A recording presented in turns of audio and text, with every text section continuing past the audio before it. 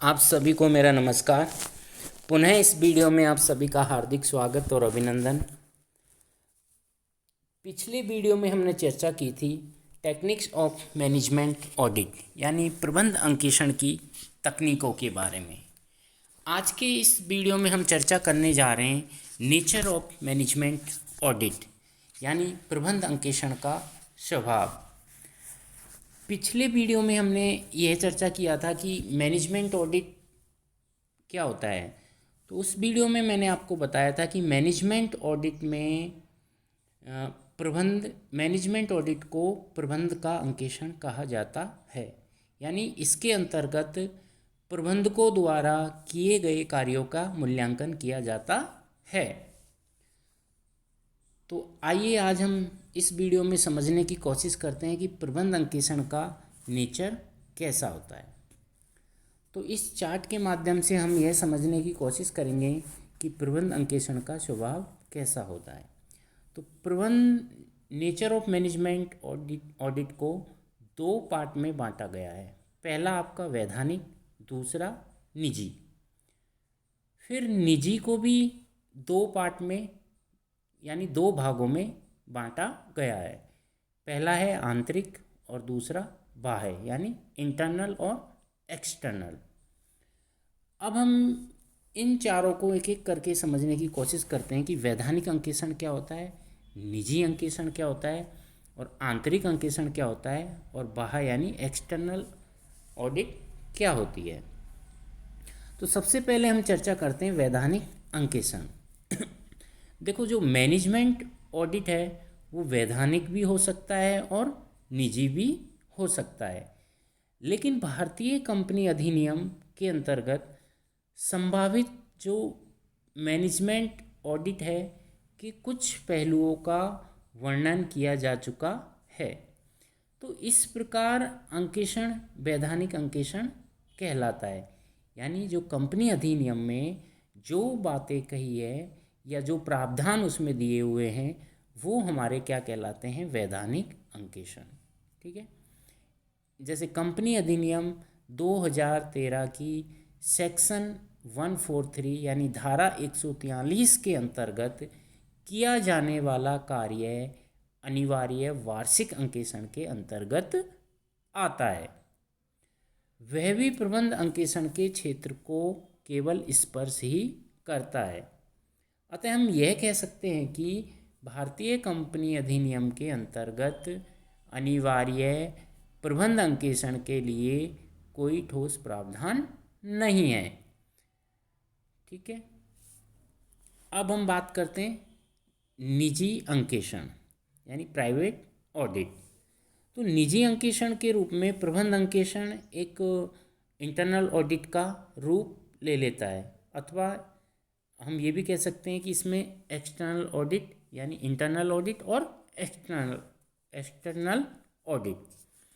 तो आंतरिक अंकेक्षण एक संगठन के अंतर्गत एक ऐसा स्वतंत्र मूल्यांकन क्रिया है जो लेखा संबंधी, वित्तीय तथा अन्य प्रक्रियाओं की समीक्षा करती है ताकि यह प्रबंधकों के लिए रचनात्मक सेवा का आधार बन सके।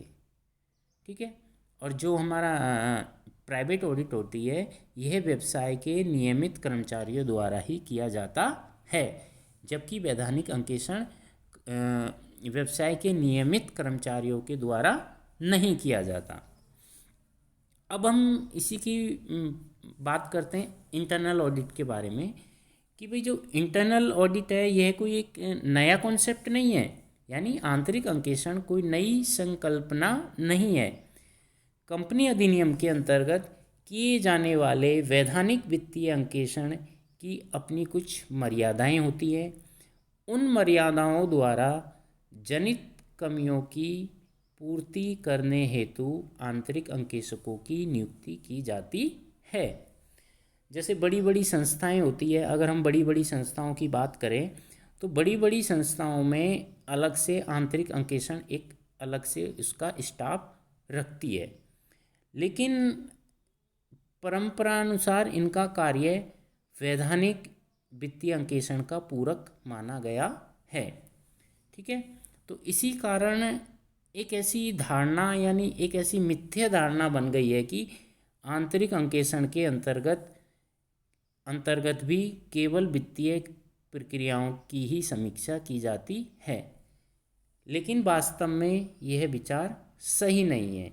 क्योंकि जो अगर हम आंतरिक अंकेक्षण की परिभाषा को समझने की कोशिश करें तो आंतरिक अंकेक्षण के अंतर्गत वित्तीय तथा अन्य सभी प्रकार की परीक्षा यानी समीक्षा की जाती है।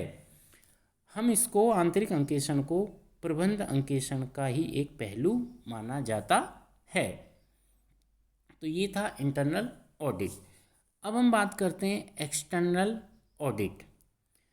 तो प्रबंध अंकेक्षण प्राय एक्सटर्नल ऑडिट का स्वरूप धारण करता है, क्योंकि आजकल प्रबंध में जो मैनेजमेंट कंसल्ट सर्विस यानी प्रबंध सलाह सेवाओं का एक व्यवसाय के रूप में काफ़ी विकास हो रहा है, या फिर हम ये कहें कि प्रबंधक लोग अपने व्यवसाय की समस्याएं इन संस्थाओं को सुपुर्द कर देते हैं।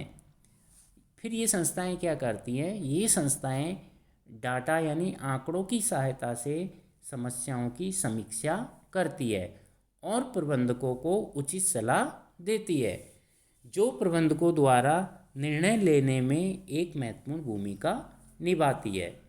तो इन सभी जो बड़ी बड़ी संस्थाएं हैं, तो इन संस्थाओं द्वारा सलाह देने से पूर्व की जाने वाली समीक्षा प्रबंध अंकेक्षण का ही एक रूप माना जाता है।